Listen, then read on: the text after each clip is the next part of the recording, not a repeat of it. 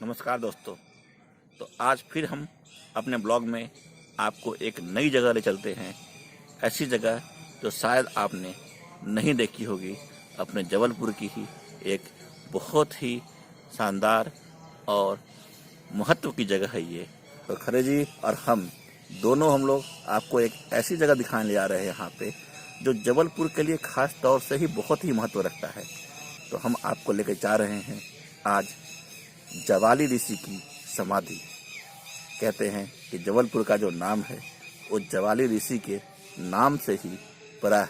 हमारे खरे साहब भी जबलपुर के ही हैं और इन्होंने खुद ये बताएंगे कि इन्होंने खुद ही काफ़ी समय तक इस जगह का नाम नहीं जाना था। तो ये आगे बताएंगे ये जगह कहाँ पे है, फिर हम आपको लेकर चलते हैं।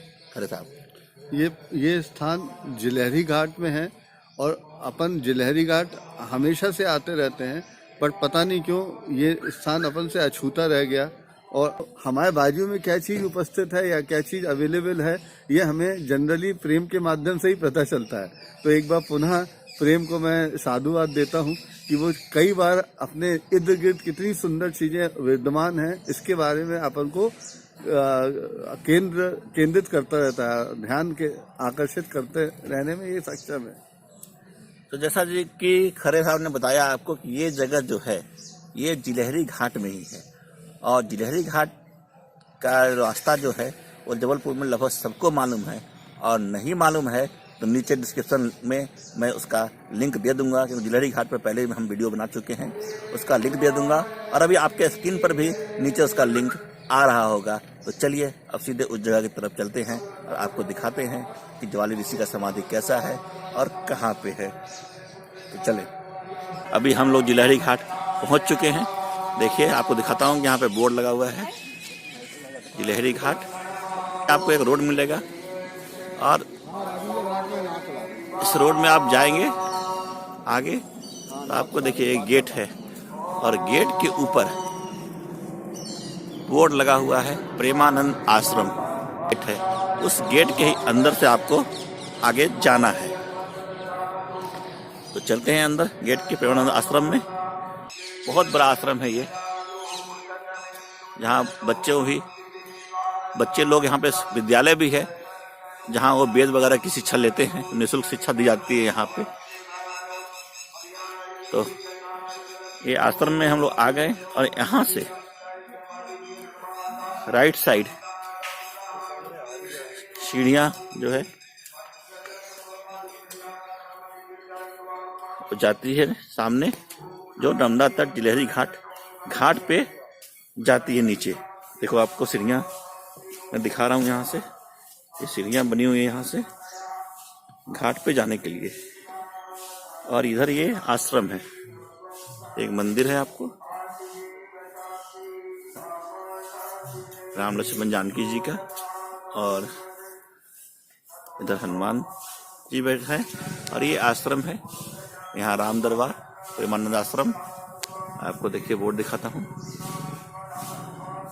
और इस बोर्ड की ठीक उल्टे सामने सीढ़ी और ये छोटा सा एक गेट बना हुआ है। देखिए गेट पे हमारे खरे साहब खड़े हैं। इस गेट से हम अंदर जाएंगे और उस ऐतिहासिक जगह की तरफ हम लोग जा रहे हैं जो जबलपुर से काफी जुड़ा हुआ है। और जबलपुर का नाम ही उस जगह के नाम पे, उस ऋषि के नाम पे रखा गया है, जिन ऋषि की समाधि के पास हम आपको ले चलते हैं। पहले यहाँ पे प्रेमानंद पुरी जी महाराज की प्रतिमा लगी हुई है, जिनके नाम पे प्रेमानंद आश्रम है। और सामने आप आगे बढ़ेंगे तो ये जबलपुर का सबसे बड़ा शिवलिंग मंदिर कहिए, शिवलिंग कहिए, ये संतेश्वर महादेव जी का शिवलिंग, जो लगभग 15 फीट ऊंचा होगा यहाँ पे। यहाँ से ही आपको सामने जिलहरी घाट और नर्मदा जी के दर्शन का लाभ भी मिल सकता है। अब हम ले चलते हैं आपको, ये जो आप ये देख रहे हैं, ये टीला देख रहे हैं और सामने एक नंदी जी मंदिर है। और ये जो टीला है ब्लू रंग का, ये जो है जावाली ऋषि जी का समाधि है। जावाली ऋषि की समाधि है ये टीले जो है इसके नीचे समाधि है। और पहले यहाँ पे लिखा हुआ भी था जो अब काफी धुंधला हो गया है। देखिए अब मैं आपको दिखाता हूँ फिर भी। देखिए यहाँ लिखा है परमर्शी जवाली समाधि मंदिर। तो एक टीले जो है इस पे जो है जवाली ऋषि के समाधि यहाँ पे स्थित है, जो कि प्रेमानंद आश्रम के ठीक सामने है।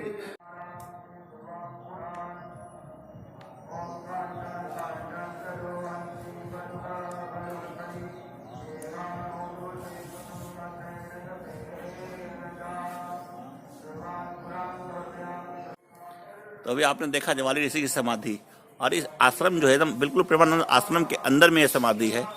और अभी हम आपको प्रेमानंद आश्रम के संचालक महंत श्री श्यामदास जी नागा जी से भी मिलवाऊंगा। जैसा कि मैंने बताया अभी, ये प्रेमानंद आश्रम जो जिलहरी घाट पर स्थित है, बहुत ही प्राचीन आश्रम है। हम लोग काफ़ी सालों से यहाँ पे आ रहे हैं और इसके बारे में ज़्यादा जानकारी के लिए हम आश्रम के संचालक महंत डॉक्टर श्यामदास जी नागा जी से मिलवाता हूँ आपसे। और स्वामी जी नमस्कार, बताइए इस आश्रम के बारे में। इस जवाली ऋषि की समाधि जो है यहाँ पे, इसके बारे में मतलब यहाँ के लोगों को कितना मालूम है, क्योंकि हम लोग खुद यहाँ रह करके नहीं जानते थे इसके बारे में। और इस आश्रम के बारे में, आश्रम कब से चल रहा है और यहाँ क्या क्या होती है आश्रम में? यहाँ पर तो ये है काफ़ी समय से राम जी की इच्छा से जवाली ऋषि जो कि राम जी के काल में यहाँ पे तपस्या की है, उन्हीं के काल में राम जी भी यहाँ पे आए और मतलब प्रभु श्री राम यहाँ पे आए थे। यहाँ पे माने चित्रकूट से राम जी सतना होके और राम जी की इच्छा से यहाँ पे आए जिलहरी घाट। तो उन्हीं के नाम से ये जवाली ऋषि की ये तपस्थली है। यहाँ पे आपने अभी दर्शन किया, उस तपस्थली में ही आने की जवाली ऋषि जी ने तप किया। उन्हीं के नाम से जिलहरी घाट है, उन्हीं के नाम से जबलपुर है। तो उन्होंने यहाँ पे तप किया तो राम जी यहाँ आए और फिर यहाँ से और छत्तीसगढ़ गए, छत्तीसगढ़ से सीधे नासिक गए, नासिक से फिर आने की आगे की यात्रा किए। तो उसी काल में आने जवाली ऋषि से यहाँ पर राम जी का दर्शन हुआ और उनके पश्चात ब्रह्मानंद सरस्वती जी यहाँ पर आए। उन्होंने भी इसी कुटिया में आने की तप जप नियम संयम किया। उस काल में काफ़ी आने यहाँ के प्रबुद्ध लोग उनसे जुड़े, जैसे कि महर्षि महेश योगी और आने की शांतानंद जी, काफ़ी लोगों ने यहाँ पर तप किया। तो उसी काल में महर्षि महेश योगी को भी यहाँ पे नामदान दिए। तो महाराज जी, कि अपने जो समाधि जो है इसके पीछे एक विशाल बरगद का पेड़ भी दिख रहा है।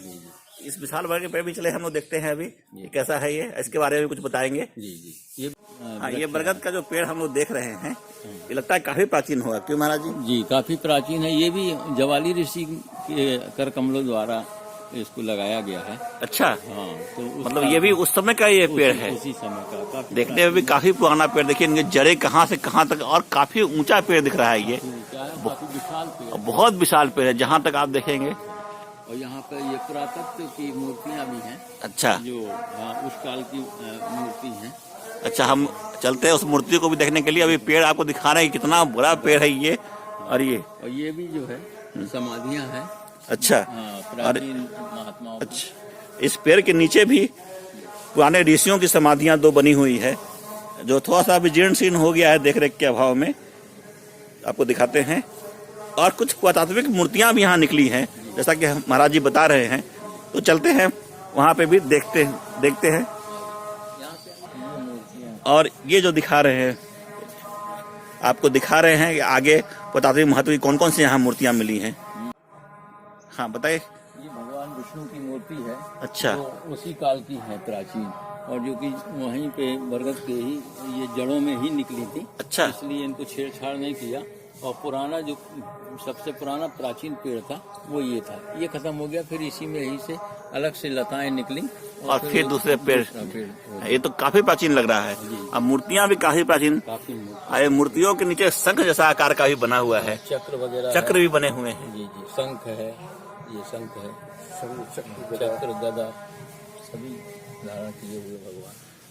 ये उस समय पे औरंगजेब के काल में ही तोड़ी गई मूर्ति। अच्छा, जैसा कि महाराज जी बता रहे हैं कि औरंगजेब के काल की ये मूर्तियां हैं, और जो खंडित की, ये देखिए आप, इसके जो पीछे भी जो चक्र खंडित बना हुई हुआ है, ये इसके पीछे भी देखिए, मूर्तियों के पीछे ये चक्र बना हुआ है, जो पेड़ के तना में तने के अंदर समा गया है ये चक्र वाली मूर्ति। बिल्कुल, ये असली पेड़ यही था, फिर ये खत्म हुआ तो बाजू से उसी पेड़ से अलग से लता निकल महाराज जी इस बारे में अपन को बताते नहीं तो अपना तो ध्यान इसमें जाता ही नहीं। ये ऐसा कदाचित हम लोग लगता है जैसे पेड़ की जड़ें ही है। हाँ, पेड़ के पार्ट के रूप में ये मूर्तियां जो है तने में समाहित है, बिल्कुल समाहित है। और अगर ना बताया जाए तो एक जड़ के स्वरूप ही इन्होंने रूप धारण कर रखा है। बिल्कुल। जो ये मूर्ति दिख रही है हम लोगों को, ये मूर्ति किस भगवान की होगी? ये भगवान विष्णु की मूर्ति। अच्छा, भगवान विष्णु की मूर्ति है ये भी काफी प्राचीन है। बहुत प्राचीन मूर्ति। तो क्या ये यहीं पे निकली थी कि कहीं और से मिली? नहीं नहीं, यहीं पे वही बट वृक्ष के नीचे में। अच्छा, यहीं से आई, हाँ। बहुत ही ऐतिहासिक मूर्तियां हैं। तो ये जो सामने जो हम लोग देखते हैं कि बहुत बड़ा शिवलिंग बने हुए हैं, शांतेश्वर महादेव की जो मूर्ति है, इस शिवलिंग के बारे में भी आप चले यार कुछ बताए हमें। हाँ, ये जो दिख रहा है बहुत ही विशाल, हम लग रहा 15 फीट से कम नहीं होगी ये मूर्ति। ये 1992 में हाँ। शंकराचार्य स्वामी शांतानंद जी महाराज, अच्छा। उनके कर कमलों द्वारा स्थापित की गई थी ये जी। 1992 में, मतलब लगभग इसकी 30 साल हो गया ये इस शिवलिंग का। इतना बड़ा विशाल शिवलिंग जबलपुर में मुझे दूसरा नहीं दिखा अभी तक। ये शांतानंद महाराज जी ने अपने कर कमलों द्वारा इसको स्थापित किया था। और जीर्णोद्धार जगत गुरु रामानंदाचार्य स्वामी रामनरेशाचार्य जी महाराज ने 2000 में इनका सौंदर्यीकरण करवाया। तो महाराज से हम पूछते हैं कि ये जो प्रेमानंद आश्रम है, ये आश्रम जो है किनके द्वारा स्थापित की गई है और अभी संचालन कैसे होता है, इसकी गतिविधियां क्या है? यहाँ पर राम जी की इच्छा से प्रेमानंद जी महाराज यहाँ के संस्थापक हैं। उन्होंने यहाँ पर तप किया और तप करने के बाद में यहाँ पे राम मंदिर की स्थापना की। और राम मंदिर की स्थापना उन्होंने 1987 में की। उसके बाद में फिर जगत गुरु रामानंदाचार्य स्वामी रामनरेशाचार्य जी महाराज यहाँ पर आए और उन्होंने आने की विशाल स्वरूप इसको दिया, जहाँ पर बड़ा आने की। अच्छा, इस आश्रम में कौन कौन से विभूति आ चुके हैं आप? जितने भी आने शंकराचार्य हैं जो मुख्य स्वरूप से, जैसे शंकराचार्य स्वामी स्वरूपानंद जी, स्वामी निश्चिलानंद जी यहाँ आ चुके हैं महाराज। बहुत लोगों को देखा है कि आश्रम में और यहाँ के वातावरण में बहुत आस्था है और लोग आते हैं समय समय पे, और कई लोगों को तो मैंने यहाँ रुकते भी देखा है। यहाँ पे कोई भी आता है, यहाँ पे सबके लिए दरबार खुला हुआ है। प्रतिदिन शायद यहाँ पे निःशुल्क भंडारा प्रतिदिन होता है। और यहाँ पे मैंने एक चीज और देखा है कि लगातार यहाँ पे रामायण का पाठ, तो कितने वर्षों से हो रहा है महाराज, ये से पूछेंगे अभी, लेकिन हमने बहुत सालों से लगातार देखा है जी। ये भी 1997 से रामचरितमानस का अखंड पाठ चल रहा है, जिसमें संत महात्मा ब्राह्मण और सारे लोग इसका अध्ययन करते हैं, पढ़ते हैं, पाठ करते हैं, स्वेच्छा से अपनी सेवा देते हैं। पहले तो कुछ शुल्क देते थे लोगों को, लेकिन अब तो अनवरत चलता है।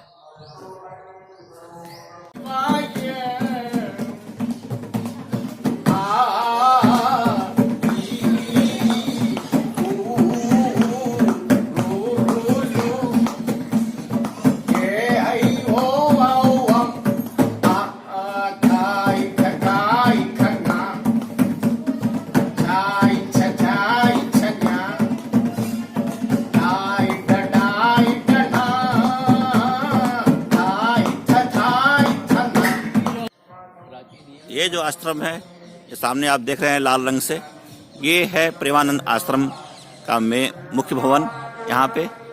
और जहाँ पे हमारे महाराज श्यामदास जी रहते हैं, यहाँ पे जो संचालक हैं इस आश्रम की, इन्हीं के देख रेख में यहाँ पे बच्चों को भी वेद वगैरह की शिक्षा दी जाती है। तो वे चलते हैं आश्रम के अंदर।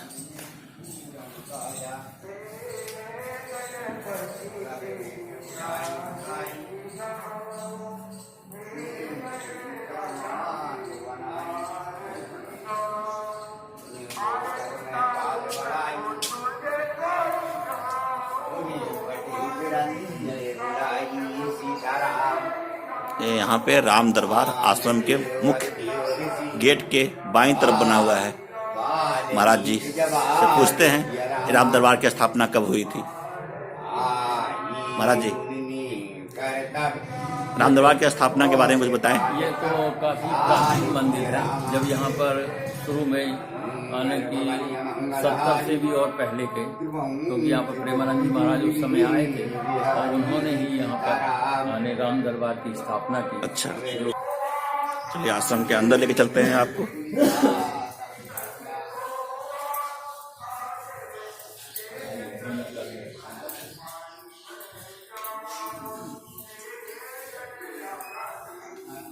महाराज श्री आए थे प्रेमानंद जी महाराज, तो उन्होंने यही धुना चेतन किया था। अच्छा, और उस काल से आज तक अनवरत चला आ रहा है। मतलब लगभग 50 साल पुरानी ये धुनी अभी तक चली रही है। अच्छा जी, अनवरत कि बता रहे हैं महाराज जी की 50 साल से लगातार जल रही है धुनी, अनवरत जल रही है। एक काफी ही ऐतिहासिक चीज है और जबलपुर में बहुत सारे लोगों को इस बारे में नहीं पता होगा। करीब 5-6 साल।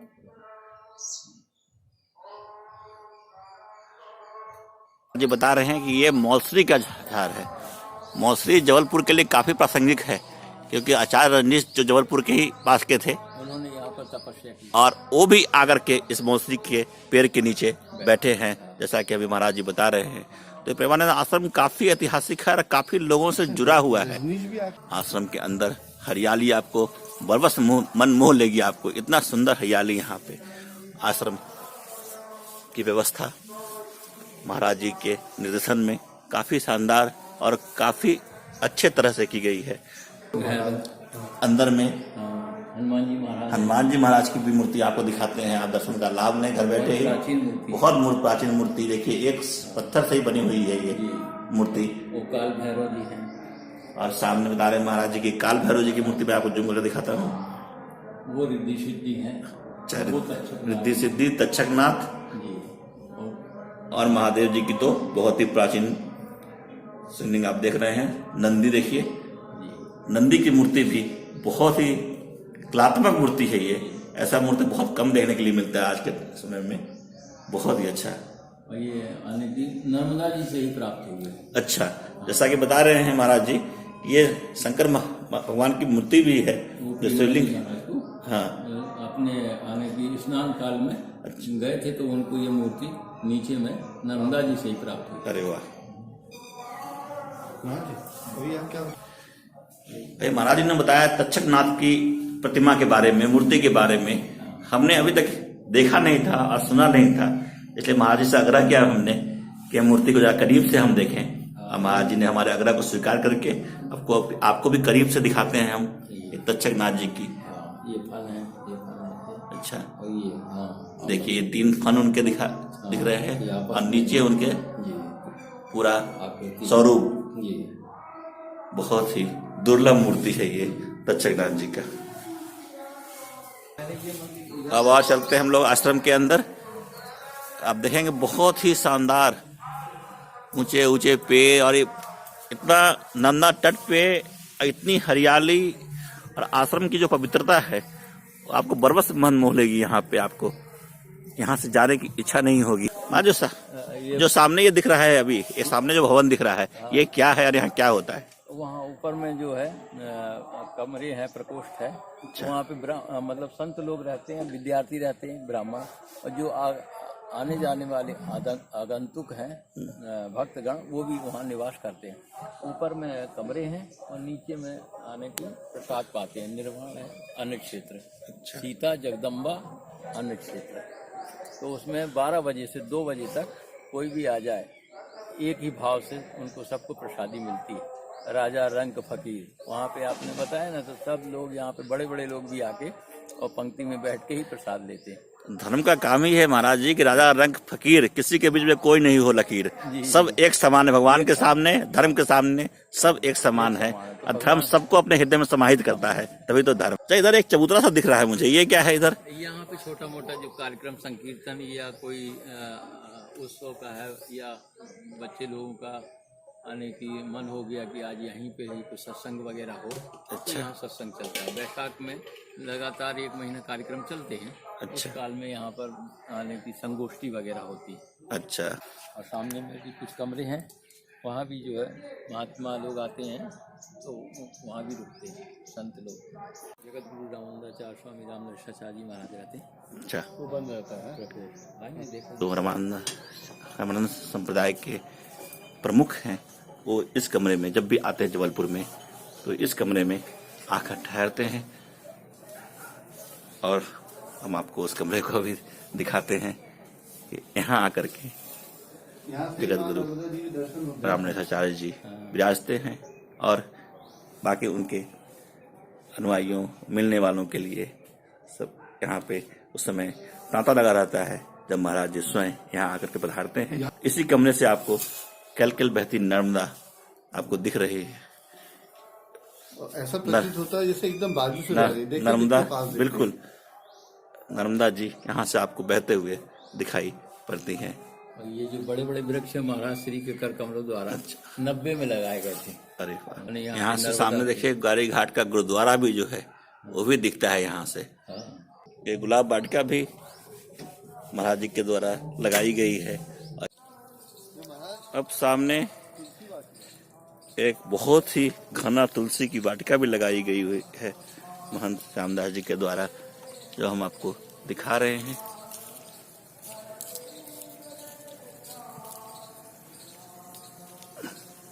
और एक यहाँ पे भी कमरा बना हुआ है जिसमें बड़े संत लोग आते हैं तो ठहरते हैं।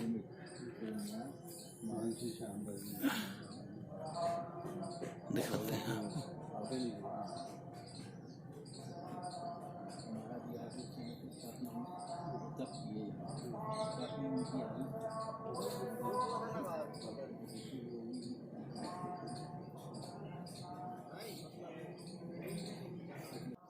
अभी हम लोगों ने ज्वाली ऋषि की समाधि और प्रेमानंद आश्रम और उससे जुड़े हुए कई सारे मंदिर और महत्व की चीज़ों को बारे में अभी हमें आश्रम के संचालक महंत श्यामदास जी ने बताया। हम इनके बहुत बहुत आभारी हैं और हमें आशा है कि अब आगे भी इस आश्रम में जो भी आएंगे वो महंत जी से इस आश्रम के बारे में और यहाँ के जानकारी, यहाँ के बारे में और भी चीज़ों के बारे में यहाँ पे आश्रम में जानना चाहें वो सहर्ष आकर के इनसे मिल सकते हैं। हम कई बार मिल चुके हैं महाराज जी से और हमेशा इनको कभी भी हम लोगों का स्वागत या हम लोगों से बात हमेशा एकदम मुस्कुरा करके और जो भी पूछा हर चीज़ को इनने बताया है। तो हम महाराज जी के बहुत बहुत आभारी हैं। खूब आशीर्वाद नर्मदा जी का आप लोगों को, बहुत ही आशीर्वाद और ऐसे ही वृद्धि हो भगवान कृपा से। और आने वाली पीढ़ी भी आप लोगों का ये जो कृत्य है इसको देख के उनके मन में भी लालसा हो कि हम भी एक न एक दिन इस नर्मदा के क्षेत्र में जाकर और यहाँ की भूमि का दर्शन करें। जय श्री राम, जय श्री राम, नर्मदे हर। नर्मदे हर।